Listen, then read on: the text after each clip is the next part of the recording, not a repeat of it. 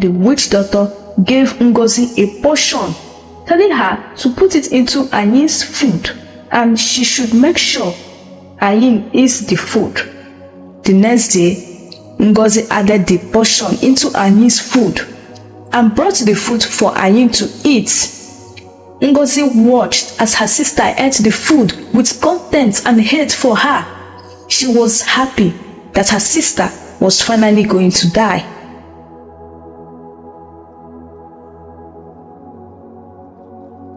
Once upon a time, there were two sisters who lived with their parents in a small village called Iwu. The younger sister, named Anyin, was beautiful, kind, gentle, and intelligent. The elder sister, named Ngozi, was also very beautiful, but she was mischievous and adventurous. Their father was the village chief, and their mother was a trader. Their parents loved their daughter equally, but Anyin was their favorite. They gave her the best clothes, the best food, and the best education.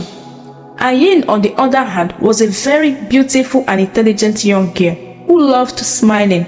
People loved her and she was always preferred by people more than Ngozi. Anyin was excellent in school than Ngozi. This made her parents even love her more. Ngozi became so jealous of Anyin. She tried so much to copy Anyin, who has a better and unique way of doing things, but it wasn't just working for her. As a result of all this, she hated Anyin with passion. Ngozi and Anyin became serious rivals. Ngozi could instigate her friends to see Anyin as a bad person.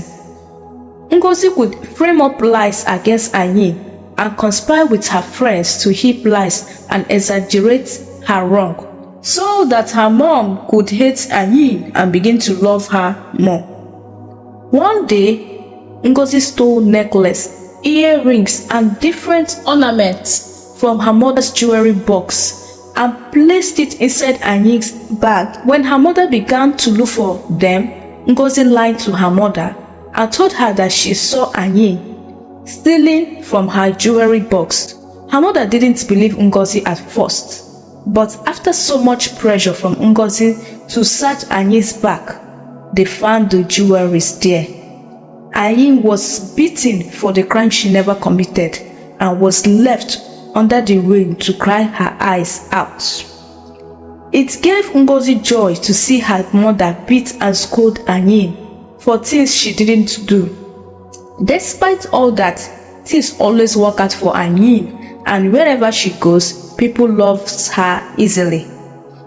Ngozi felt that their parents did not love her as much as they loved Anyin. She saw Anyin as a competitor and a challenge to herself. But one day, Ngozi decided to get revenge on Anyin. She went to the village witch doctor and asked him to cast a spell on Anyin. She said, "I seek that you give me something to finish my sister. All I have ever desired and wanted she has. She has been a very big challenge to me. Give me something to snap life out of her." The witch doctor replied her with a question. "Young lady, are you sure this is what you want?" And Ngozi replied, "Yes, that is what I desire." The witch doctor gave Ngozi a potion, telling her to put it into Anyin's food and she should make sure Anyin eats the food. The next day, Ngozi added the potion into Anyin's food and brought the food for Anyin to eat. Anyin, who had nothing in mind, was so happy that her sister has begun to love her again. She ate the food without knowing that her food has been poisoned by her own sister, Ngozi. Ngozi watched as her sister ate the food with contempt and hate for her. She was happy that her sister was finally going to die. 2 days after Anyin ate the poisonous food, suddenly she started to feel strange. She became weak day by day and dizzy. She could not walk or talk. They took her to the same witch doctor that has given Ngozi the poison she gave to her sister. But when they got there, He told them he could not help her. He said that the only way to break the spell was to find a person who had cast it. They asked Ngozi if she knew who had cast the spell, but she denied it. She said, "I love my sister so much and could never do anything to hurt her." But their parents did not believe Ngozi. They knew that Ngozi was jealous of Anyin, and they suspected that Ngozi was the one who had cast the spell. The parents decided to keep Anyin away from Ngozi. Their father sent her to live with her auntie, who was a healer and a herbalist in a faraway village called Obodi. Anyin spent 3 months in her auntie's house healing. After the 4th month, luckily for her, she eventually recovered from the spell. But after she recovered, she refused to go back home. She preferred staying in her auntie's house where she could be free from Ngozi's trouble and mischievous deeds. One morning, while Anyin was going to the market to buy some foodstuff for her auntie, she met a very handsome man who was a prince and the son of king in Obodi village. The man came after Anyin and asked that he would love to be her friend. Anyin accepted. After 2 weeks, the prince invited Anyin to his kingdom and showed her around his palace. Anyin was so astonished to see how beautiful his palace was, and they became lovers. Finally, the prince fell in love with Anyin and decided to marry Anyin. Anyin traveled back to her hometown to tell her parents about her new suitor who could be coming to their home to ask for her hand in marriage and pay for her bride price. When her parents heard this news, they were filled with happiness and were overjoyed. However, Ngozi was very unhappy. She began plotting how to stop the marriage. First, she started with making trouble, saying she was the elder sibling and could never allow Anyin, who was her younger sibling, get married before her. Her parents tried to stop her and make her see reasons why it wasn't a bad idea to let her younger sibling marry before her, but Ngozi felt cheated. She made a very dangerous and sinister plan for her sister, and she decided to use Anyin's weakness against her.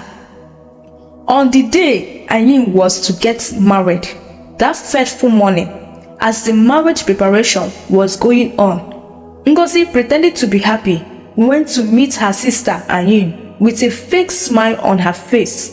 She called her a sweet pet name, Nne. Then she said to her, "There is some beautiful surprise I have prepared for you." Anyin was excited and can't wait to see the gifts. She asked her, "Where are they?" She replied, "I get them along the village stream. Come along with me to the village stream. I will show you so many wonders." Anyin replied, "Can't you get the surprises here? I can't go at the village stream. I am already dressed for my marriage ceremony. I am sorry, Ngozi, I can't come along with you to the village stream." But Ngozi kept persuading her, making her believe everything was okay and she meant no harm. Anyin became suspicious of her sister. She knew how mischievous her sister can be. On a second thought, she thought there is no reason for her to be too careful of her only sister, so she decided to go along with her. He immediately hurried up and they began their journey to the village river. Along the way, Ngozi came up with a strategic idea to lure her sister far away from the village river, to rather a very dangerous forest where no one could hear or see her when she carried out her dangerous acts. So she decided to lie to her sister.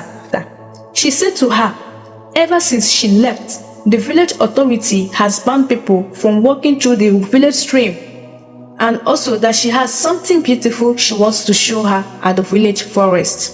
Anyin was very surprised and a bit suspicious of her sister.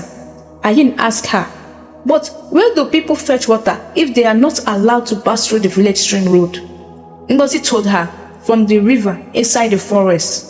Anyin replied, "But the place is dangerous. Why would anyone go there?" Ngozi told her, "That was where all the villagers fetch water and nothing happened to them." Ngozi was able to convince Anyin because she has been away from the village for a long time and had no idea what has been happening. Poor Anyin believed her sister and they started embarking on a journey to the village forest river. When they got to a certain point, Ngozi saw a lake inside the forest. She said to herself, "It will be very much easier if I push her into the lake." Ngozi went close to the lake and told her sister to come and see the surprise. As Anyin approached close to the lake, she jumped into the lake with her sister and made sure she pushed her into the deeper side of the lake.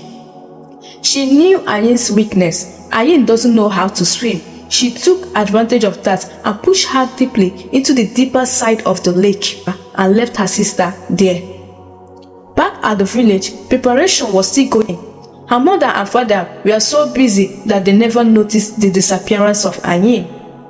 Ngozi arrived at the village. When she got home, she sneaked into Anyin's room, which was meant to be the bride's room, dressed up herself like the bride and pretended to be Anyin. She made her hairstyle look exactly like that of her sister, and because she and her sister looked so much alike, no one was able to recognize that it wasn't Anyin. When she stepped out at the hall, the prince was a bit skeptical about her. She asked, how come Anyin added so much weight? But he never thought about that since she looked so much like Anyin, and Anyin never told the prince that she had a sister, so it was difficult for the prince to know it wasn't her. Back at the forest, Anyin was still inside the lake. Luckily for her, she was floating on the surface of the water. She was able to survive there. Anyin kept screaming loudly and crying out for help, but fortunately for her, a farmer who plants rice by the side of the river heard her screaming. He traced the sound of her voice and found her inside the lake. He rescued her and he asked Anyin how she found herself inside the well, but Anyin told her she was pushed into the well by her sister. The farmer took pity upon Anyin and took her back to the village and to a point where Anyin could be able to recognize the road to her home. By the time Anyin got home, the ceremony has already ended. It was almost time for Ngozi and the prince to leave. When Anyin burst into the cell, she saw her sister wearing a veil and bridal clothing made for her.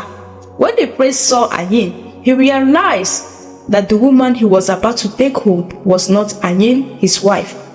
He became furious and he ordered that Ngozi should be locked up in a prison for deceiving him. Anyin burst into tears and narrated how Ngozi betrayed her. Ngozi knew that this time she was not going to escape the punishment from her parents. She tried to run, but she was captured by the village youth and was imprisoned by the king of Iwu. Anyin's parents were disappointed that she can do such an evil act to her only sister. Finally, Anyin got married to the prince, while Ngozi rot in the king's prison. After 2 months, she was finally banished from Iwu kingdom. Anyin never forgave her sister for what she has done to her.